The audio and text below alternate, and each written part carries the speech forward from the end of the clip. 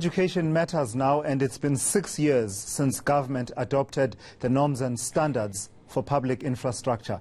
Yet there are pupils who continue to study under immensely difficult conditions. Lessons under trees, lack of water and electricity, and pit latrines are a reality for many. So, Noncedo Madube from Equal Education is in our studio to tell us a bit more about this. So 6 years from that particular adoption of the norms and standards there, Noncedo, and after much toing and froing between civil society and government, where do we stand now? Is the glass half full, half empty? Is anything getting into the class at all? You know, when we began talking about this upcoming anniversary with our members, which are school learners, it was bittersweet because we had to give ourselves an opportunity to celebrate the fact that since the promulgation of norms and standards, the advocacy of learners and members of Equal Education has meant substantial gains for addressing the backlog for school infrastructure.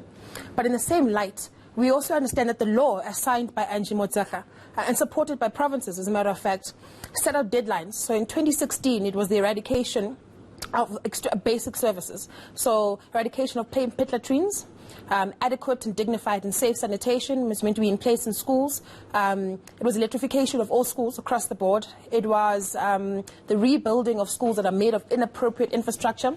And they named those, so asbestos, wood, corrugated iron, metal, and things of that nature, and mud structures.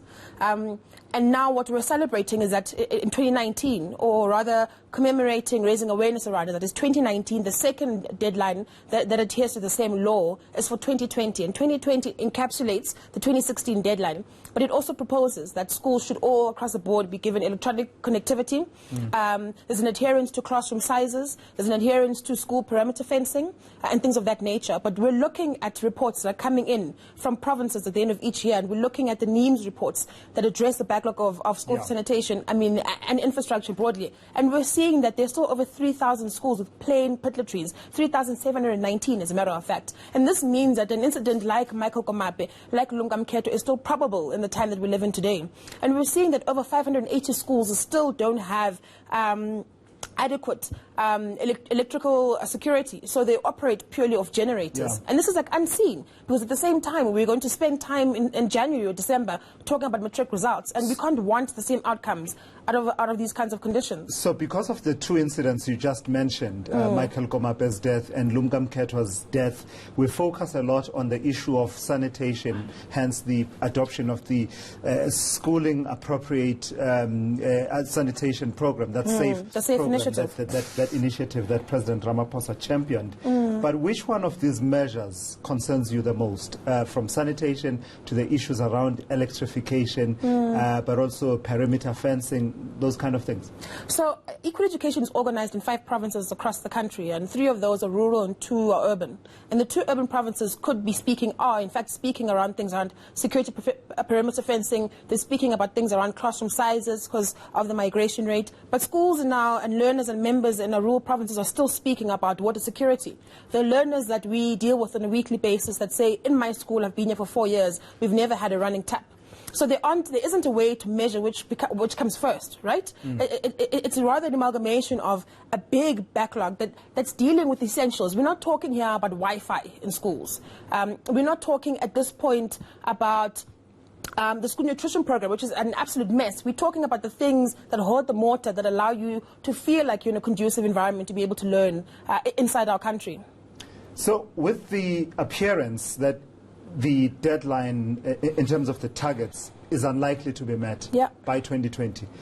Is there a specific date in 2020, or is it the 1st of January 2020? The 29th of November will always hold as the date the law was promulgated, and therefore all these deadlines will have to ensue. So next year, this time, hopefully we'll be sitting here with someone from the DBE talking about what can we actually do. What kind of attitude are you getting in terms of cooperation with the Department of Basic Education on attaining these targets that were set, and also are we likely to see this go the way of litigation, for example? So I read an article today, Elijah Mhlanga speaking on behalf of the DBE, saying that they are looking at building capacity inside their department to try and deal with this backlog.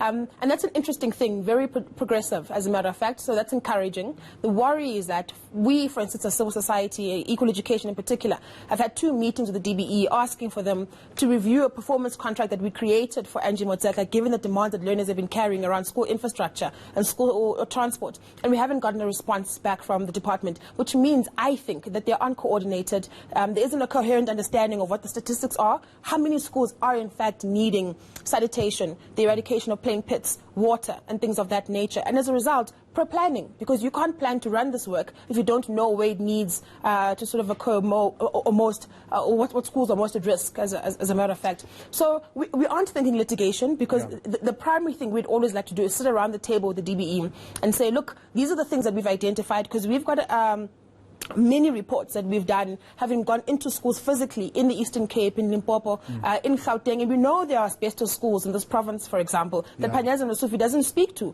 when he speaks about addressing backlogs around school infrastructure. That's really dangerous. No, I'm out of time, but there's a petition, and I don't know, feel free to tell me if you're not able to talk about this. There's a petition about the issue of Kanya Kagesha, and I see that your organization is one of the signatories to that.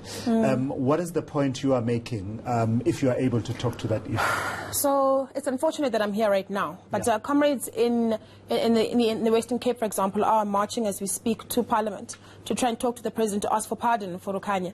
And I think in ways that we've evaluated what happened during the times of Fees Must Fall, there's acknowledgement that that kind of movement was built to be able to address what youth were trying to portray as like social ills more generally. So it was happening inside university campuses, but affected our societies more broadly. And as basic education sort of activists, we were able to sort of join that struggle. And when I look at our participation in things like the right to protest, for example, I worry that when folks are desperate, poor, disenfranchised, and they take on various actions to be able to cause attention for good, right? These kinds of punitive measures aren't going to resolve anything. And I think the presidency's sort of in department, the Department of Higher Education, we all need to sit down and think about what the restorative measures or transformative measures of justice should look like. Because Kenya doesn't deserve to have spent this long in jail. Absolutely not.